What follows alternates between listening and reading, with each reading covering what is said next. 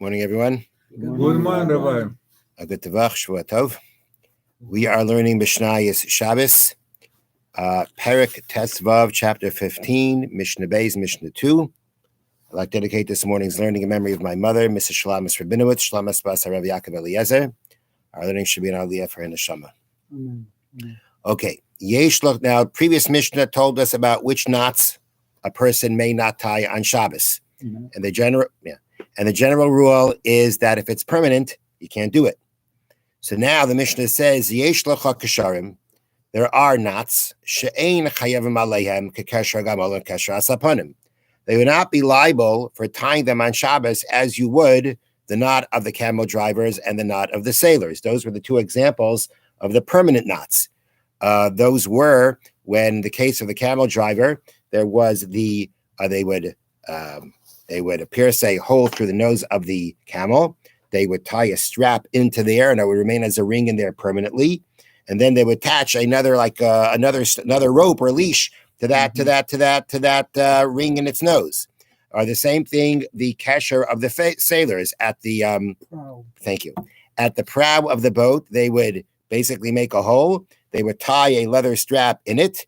That was a permanent knot. And then they would tie another strap or a rope, whatever, to that to tether it to some kind of post. Those were permanent knots, and those are the ones that would be liable from the Torah for desecrating Shabbos. Now the Mishnah is going to talk about other examples of knots that are not NOT, liable from the Torah, but some of them midrabanan, according to rabbinic law, you cannot make, and some of them you can do on Shabbos.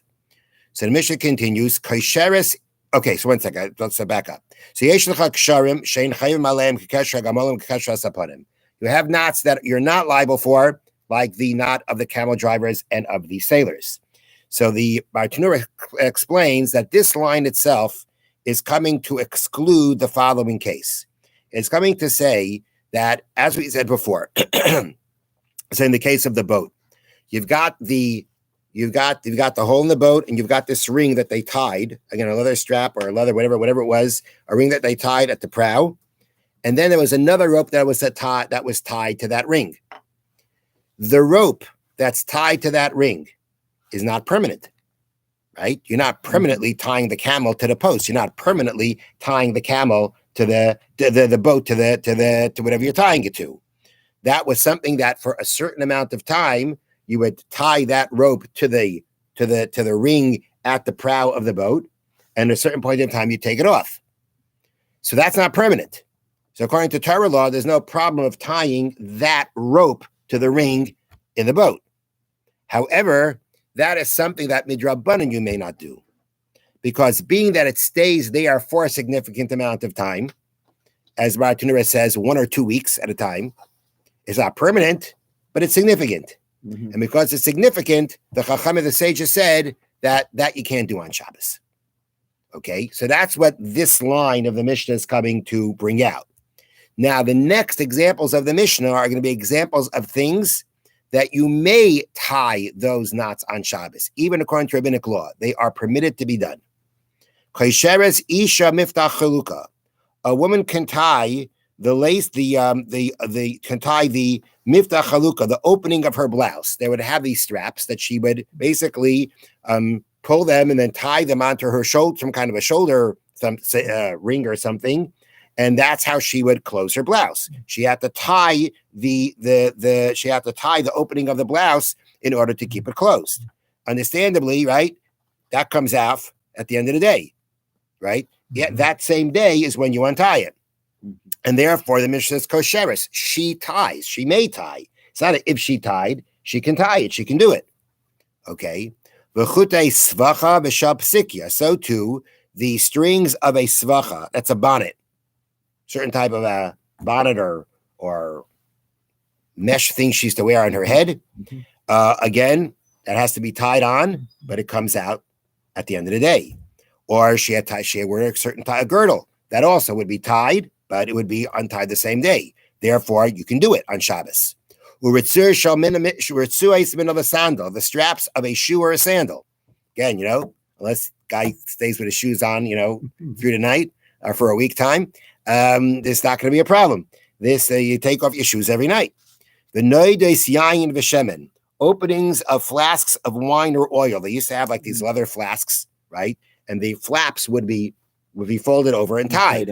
That is how you would keep it closed. Again, that's not meant to stay like that for a long period of time. It's meant to come off that day.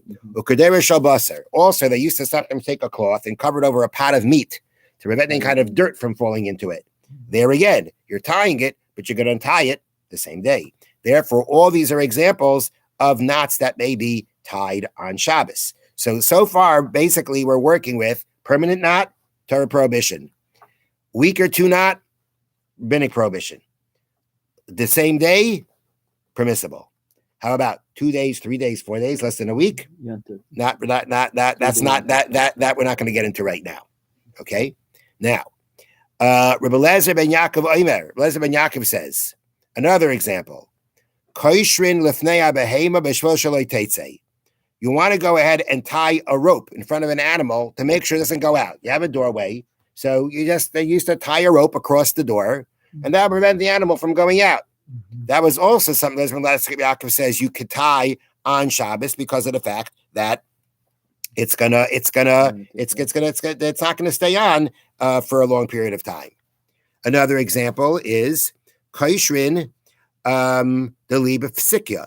You can tie a bucket to the top of a well with the psikya means the lace of a girdle. Again, you're taking a lace, you're tying the bucket there because you need it. But again, this was also something that you would take apart the same day. Avoloi b'chevel. However, you may not use a rope to tie the bucket, okay? Because of the fact that if you're talking about a rope would be left there permanently. That would become the permanent thing to have the bucket tied to the well. Now, Rabbi Yehuda Mater. Rabbi Yehuda permits tying the bucket to the well, even with a rope. Now, what's the issue here? So the way explained it over here is the following. Rabbi Yehuda refers only to a weaver's rope. We're not talking about any rope here. Rabbi Yehuda says a rope. It's a weaver's rope. Okay, since the weaver needs it for his work, he will untie it from the bucket and well the same day. You know, it's a temporary fix that he needs for the bucket to be tied. A weaver's rope, they call it. It's something that he needed to do his job. It means he needs it, daily. Not for Shabbos, of course, but he needs it daily. Now, so this is a type of rope that Rabbi Yehuda said is permissible. If you're talking about a regular rope, Rabbi Yehuda would agree. You can't use a regular rope. That's something that stays permanently. Okay. What if you decide it's not going to be permanently? I'm not sure. But the bottom line is, you take a pail, you tie it with a rope to the well. That's meant to stay, and therefore that's a permanent rope. That's a permanent tie, a permanent knot. But we're talking about here. Use something.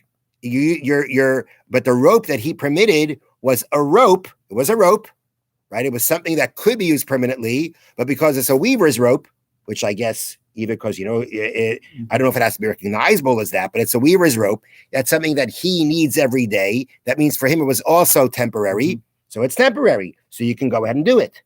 But the Tanakama didn't agree with that, right? Tanakama doesn't say that. The Tanakama says even the weaver's rope is going to be forbidden. Why? Because people might confuse it with other types of rope and mistakenly think that one may use any type of rope to attach a bucket to a well. It's a regular rope. It looks like a regular rope. If you see this guy going ahead and tying it with a rope, people are going to think, on Shabbos, I could use a rope to tie a bucket, which is not true. Because for other people, that's going to be permanent. While for this guy, it's temporary. And therefore, in order to avoid any kind of confusion and mistake, therefore the Chachamim said, even though, according to the letter of the law, this is a temporary knot with this rope tying the bucket to the well, it's a temporary knot because it's a weaver's rope. Nonetheless, because the people might get confused, Tanakama said, you can't use it. And the Mishnah concludes, Klal Amar Rabbi Yehuda. Rabbi Yehuda said a rule. And that rule was really coming to explain the beginning of the Mishnah that said there are certain types of knots that you're not liable for, like the knot of the sailor and the knot of the camel driver. And what's the rule? Kol kash shena shal kayama, any knot that's not permanent, ein chayamin alav, you're not liable for it on Shabbos. The knot of the sailors, the knot of the camel drivers were permanent, If it's not permanent, that is what it means that you will not be, that's when you will not be liable according to Torah law. According to rabbinic law, it's going to depend. And then when it's going to be permissible, 100% on Shabbos will also depend on what we mentioned before. Have a wonderful day. Thank you, Rabbi. Thank you, Rabbi. There's no issue